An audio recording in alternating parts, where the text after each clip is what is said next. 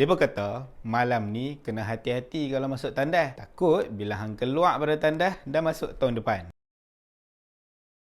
Itu antara joke ataupun lawak yang orang selalu sebut bila nak masuk tahun baru. Bagi aku, lawak ni dia dah tak berapa nak lawak, dia dah jadi hambar. Tapi bila aku scroll Facebook, ada satu lawak baru yang mana kita jangkakan bila tahun 2020 akan ada kereta terbang. Tapi yang ada hanyalah duit terbang.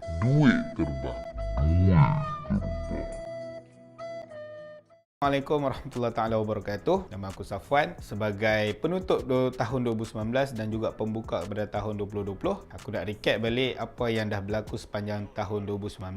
Dan sebelum aku pergi lagi jauh, mungkin ada kawan-kawan yang dah lama tak jumpa, dan juga ada juga kawan di Facebook ni yang tak pernah jumpa. Kita boleh berkenalan balik dan insyaAllah kalau ada rezeki, ada jodoh, kita jumpa balik insyaAllah.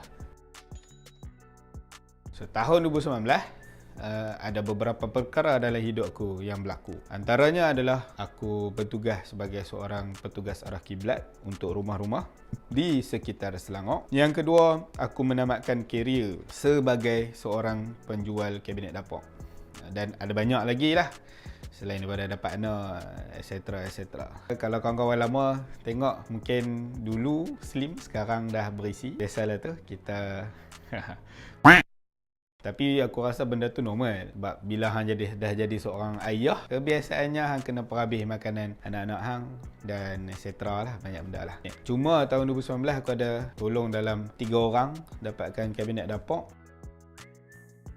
Alright, so untuk tahun 2019, panjang aku buat kiblat, aku menerima beberapa panggilan, boleh kata setiap bulan dapat panggilan. Orang minta untuk settlekan kabinet dapur. Bermaksud, supplier kabinet dapur lari. Sama ada buat separuh jalan, ataupun dia dapat duit deposit, dia terus caw, dia terus hilang. Dan bila aku buat kiblat, kadang aku bersembang dengan tuan rumah. Ada certain tuan rumah, mereka habang, mereka tak berapa nak puas hati dengan kerja supplier kabinet dapur mereka. Banyak beribu, tapi end up satisfaction almost zero ataupun terus zero langsung. Bila benda ni berlaku, aku perasan ramai orang beli kabinet tanpa ada ilmu yang betul ataupun proses dia menentukan harga tidak seimbang. Kenapa aku cakap macam tu? Bila aku tanya balik mereka, kenapa dia buat kabinet dapur jenis kayu sedangkan kawasan rumah dia ada anai-anai? Dia kata, tak tahu, saya tak tahu pula ada kabinet aluminium. Tu yang pertama. So aku tukar satu soalan, which is soalan ni adalah checkmate. Kenapa dia pilih supplier ni? Contoh, dia dah survey dalam 5 quotation. Dalam 5 quotation dia pilih quotation A.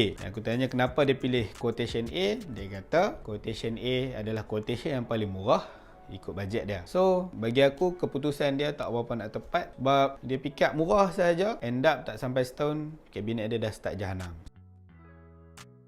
So, nota kabinet, kita nak deliver ataupun nak share ilmu tentang kabinet daripada A sampai Z. Daripada hampa survey sampailah hampa dah dapat kabinet tu. Itu adalah target ataupun vision nota kabinet. So, untuk tahun 2019, dengan adanya nota kabinet, aku ada beberapa harapan yang aku target boleh tercapai. Yang pertama, market kabinet dapur jadi lebih pandai. Dengan maksud, sebelum mereka membuat keputusan pembelian kabinet dapur, mereka dah go through proses-proses penetapan keputusan dengan ilmu yang betul. Yang kedua, tidak melulu membuat keputusan semasa pembelian kabinet dapur. Yang ketiga, boleh meminimumkan risiko jangka masa pendek dan juga jangka masa panjang sebuah kabinet dapur. Dan yang terakhir, aku harap dengan adanya nota kabinet, aku boleh bantu usahawan kabinet dapur terus survive, terus berniaga, membekalkan dan memasang kabinet dapur pada kualiti yang terbaik. Bukan sekadar cap ayam, boleh deliver the best quality untuk customer so that